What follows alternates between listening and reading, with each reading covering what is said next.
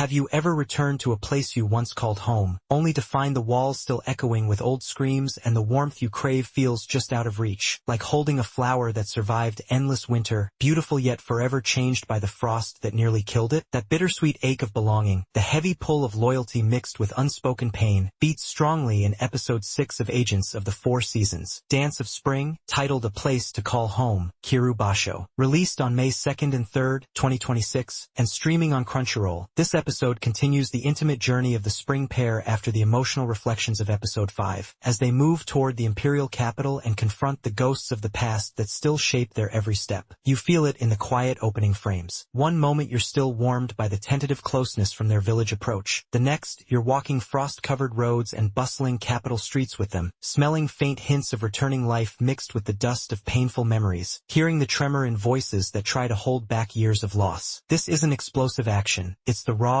lingering cost of survival and reunion, drawing you close like those real-life moments when home becomes both comfort and wound. Following the deep personal reflections and approach to the village of spring in episode 5, episode 6 shifts to Hinajuku performing her duties to call forth spring in the imperial capital. Sakura's inner turmoil grows as she grapples with the 10-year-old raid on Winter Town that led to Hinajuku's abduction. Through extended flashbacks, we see the aftermath. Hinajuku's captivity under a mysterious mother figure, her rescue and rehabilitation, Sakura's desperate solo search, and the Spring Village's complicated decisions. Their bond deepens through tears, embraces, and hard truths, while subtle hints emerge about the insurgents and Hinajuku's changed self. The episode ends with forward momentum toward restoring the seasons amid lingering shadows. Imagine walking beside them through the capital, the soft touch of new blossoms against old scars, the taste of unsaid words like bitter tea, the weight of protective arms that both heal and hold too tight. It feels intimately familiar, like revisiting childhood rooms that no longer fit who you've become. The pacing stays introspective and deliberate, like a slow thaw revealing hidden layers beneath the ice. It advances the main narrative by deepening the spring pair's mission in the capital and providing crucial backstory on Hinajuku's disappearance and return. Flashbacks dominate but add emotional weight rather than slowing things unnecessarily. Key revelations touch on the mother figure, the village's harsh choices, and Hinajuku's trauma-induced changes. A strong emotional cliffhanger builds curiosity about future confrontations with insurgents and the other seasons. Fans often discuss the cloudy details of the abduction and Hinajuku's mental state. The light novel offers richer context on the political fallout and the insurgents' true aims, clarifying why these personal scars matter for the larger cycle of seasons. You're right there in the flashbacks, feeling the cold isolation of captivity and the desperate search, sensing how every choice still echoes in the present. Hinajuku and Sakura receive the deepest focus. Hinajuku's hidden wounds from her time as a doll under captivity show in her altered speech and gentle detachment. Her choices feel consistent with deep trauma, yet reveal quiet strength. Sakura's fierce protectiveness stems from guilt and love, leading to raw, transformative outbursts and embraces. Their dialogue carries surprising honesty about hatred, forgiveness, and what remains of the old Hinajuku. It feels profoundly human and earned. The episode powerfully explores belonging, the cost of protection, trauma's lasting mark, and love that defies simple labels. These ideas live in every tearful reunion and protective vow, echoing stories throughout history of guardians and lost heirs bound by more than duty. It asks, can you truly return home when both you and the place have changed? What do we sacrifice to stay by the side of someone we love? Hope struggles against despair in their bond, making you reflect on your own relationships tested by time and pain. More lore on the Spring Village's decisions and the mysterious captor enriches the universe with emotional and political depth. The script is impactful and poetic in its restraint. Lines carry heavy emotion and quiet foreshadowing that stays with you long after the episode ends. Directed by Ken Yamamoto at WIT Studio, with strong contributions from episode directors and art director Namiko Tori, along with chief animation directors like Sayuri Sakamoto, the visuals remain breathtaking. Soft spring colors slowly push against wintry palettes, symbolizing fragile hope. Fluid animation excels in emotional close-ups and subtle gestures. Stillness during heavy confessions amplifies the pain, while gentle movement brings flashbacks alive. Lighting shifts beautifully from cold shadows to warmer glows. The OST by Kensuke Ushio haunts as its own character, delicate motifs that swell with sorrow and quiet resolve. Silence speaks powerfully in moments of raw vulnerability. Standout voice acting includes Yuka Nuki as Hinajuku, whose soft timbre and occasional tremor embody her fractured yet resilient soul, and Yoshino Aoyama as Sakura, delivering intense, tear-filled performances full of fire and love. This episode left deep scars and quiet wonder in me. I felt the crushing weight of lost years, the relief of reunion mixed with sorrow, and sparks of hope in their unbreakable bond. A pivotal confrontation with the past, tears, embraces, and hard truths feels like colliding destinies, a breaking point where pain begins to reshape into something new. It touches universal questions. What is home to you after everything you've survived? Who would you search for across frozen years? Some may find the heavy use of flashbacks and melodrama repetitive or slow, especially if seeking more action. Yet these choices feel deliberate, mirroring the character's own looping trauma and making the emotional payoff feel earned and authentic rather than rushed. Episode 6 succeeds as a deeply moving character piece that strengthens the series' emotional foundation. Its artistic beauty, raw performances, and thematic honesty far outweigh any pacing critiques for those craving constant plot movement. So tell me, after tasting the cold ash of old winters on the wind, feeling the trembling warmth of arms that refuse to let go, and hearing the fragile promise of spring in two hearts trying to find home again, can you really look away? The capital waits with new blossoms and old shadows. Hinajuku and Sakura's story pulls at something deep inside every one of us who has ever fought to belong. Watch A Place to Call Home. In its quiet devastation and beauty, you might just recognize pieces of your own long journey back to warmth.